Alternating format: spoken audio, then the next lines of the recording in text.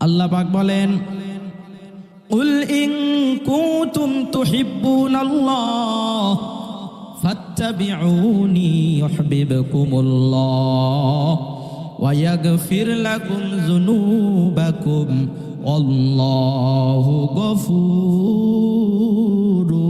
রহিম।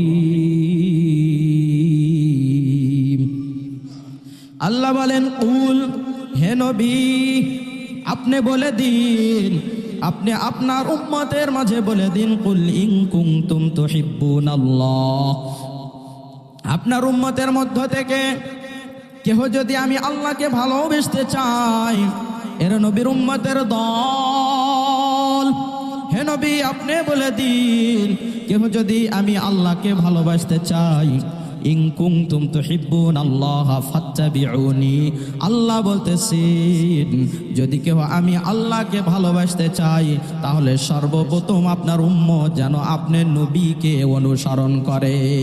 জোরে বলি আল্লাহু আকবার।